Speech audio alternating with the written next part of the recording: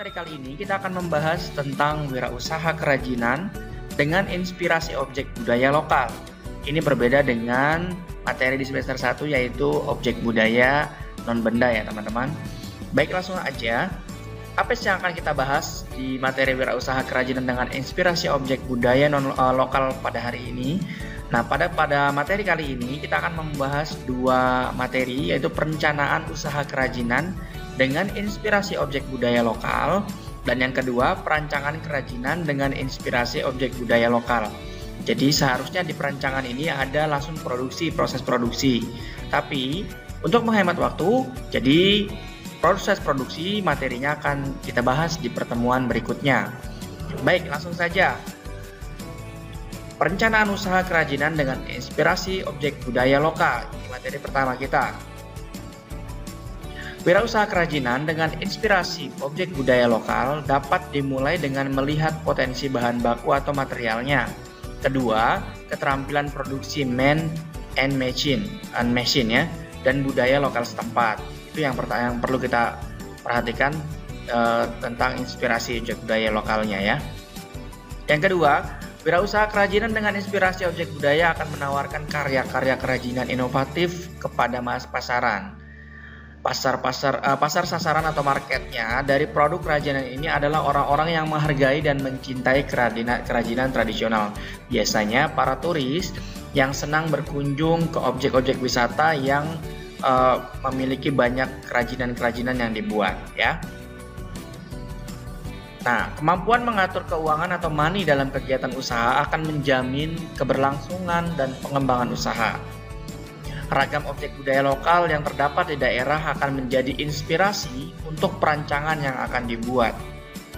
Perencanaan kerajinan juga harus mempertimbangkan ketersediaan material atau bahan baku dan keterampilan produksi yang terdapat di daerah sekitar.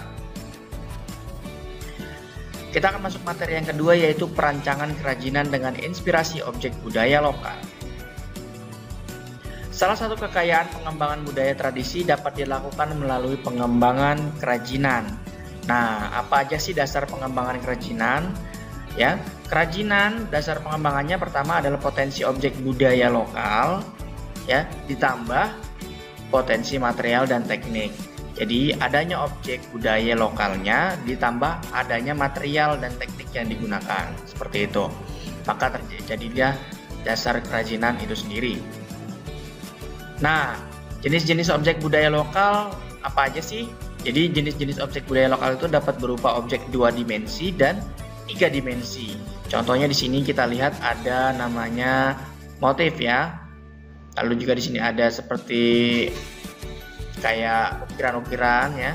Lalu di sini ada yang 3 dimensi seperti bangunan ya, candi seperti ini, bangunan rumah, ya alat musik dan lain sebagainya yang berbentuk 3 dimensi.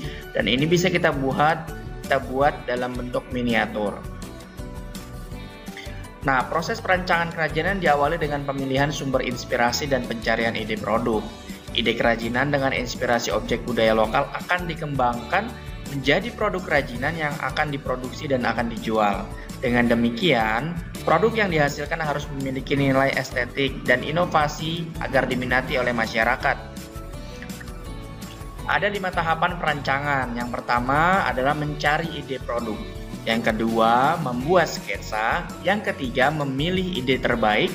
Yang keempat, membuat model produk. Dan yang kelima, perencanaan produksi. Ya, ini sama tahapannya dengan materi pada semester 1 dulu ya. Oke. Yang pertama, mencari ide produk. Untuk mencari ide atau gagasan untuk rancangan kerajinan objek budaya lokal, mulailah dengan memikirkan hal-hal di bawah ini. Ya, yang pertama yang menjadi pertanyaan adalah objek budaya lokal apa saja yang akan menjadi inspirasi. Yang kedua, produk kerajinan apa yang akan dibuat.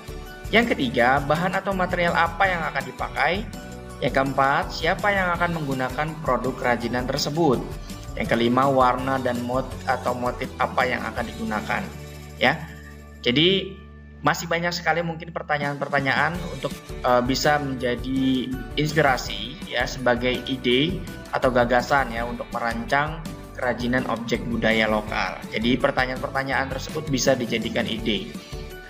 Yang kedua, Membuat gambar atau sketsa dari ide-ide produk atau rencana atau rancangan dari produk kerajinan digambarkan atau dibuatkan sketsanya agar ide yang abstrak menjadi berwujud.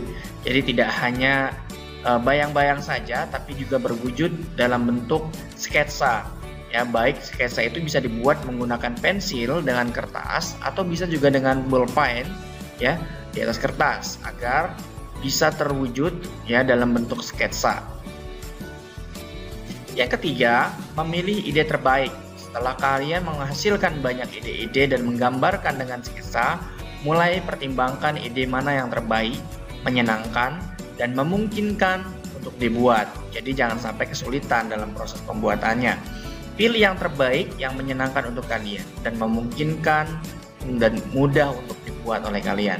Ya, seperti tadi ada contohnya adalah miniatur rumah ya, atau juga mungkin bisa jadi atau miniatur alat-alat musik ya tradisional di daerah kalian, atau juga pakaian-pakaian adat di daerah kalian, dan itu bisa menjadi sebagai inspirasi, dan itu mungkin ide terbaik yang mungkin bisa kalian pilih.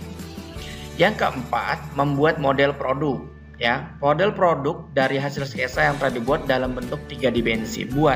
Jangan hanya dalam bentuk sketsa 2 dimensi, tapi dibentuk dalam bentuk 3 dimensi seperti contoh tadi di awal ya, yang jenis-jenis dari usaha kerajinan inspirasi budaya lokal ya, seperti itu ya.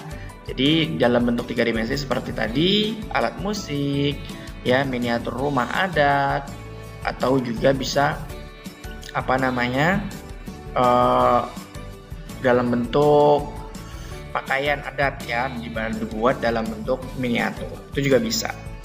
Banyak sekali untuk membuat model produk yang terinspirasi dari budaya lokal ya. Selanjutnya yang terakhir adalah perencanaan produksi ya. Perencanaan produksi merupakan proses produksi atau proses pembuatan kerajinan sebenarnya. Prosedur dan langkah-langkah kerja harus dituliskan secara jelas agar pelaksanaan produksi dapat dilakukan dengan mudah dan terencana. Baik, itulah materi tentang perencanaan dan perancangan produksi usaha kerajinan dengan inspirasi objek budaya lokal ya. Jadi jika kalian ingin membuat kerajinan, baiknya harus dibuat perencanaan dan perancangannya terlebih dahulu agar hasil yang didapat nanti jadi maksimal. Baik, terima kasih. Cukup sekian dari materi kali ini. Jika ada yang kurang jelas dapat ditanyakan di kolom komentar. Dan jangan lupa klik like, komen, dan subscribe agar channel ini terus berkembang dan dapat menginspirasi banyak orang. Terima kasih, kurang lebihnya dari saya mohon maaf. Assalamualaikum warahmatullahi wabarakatuh. Salam kreatif.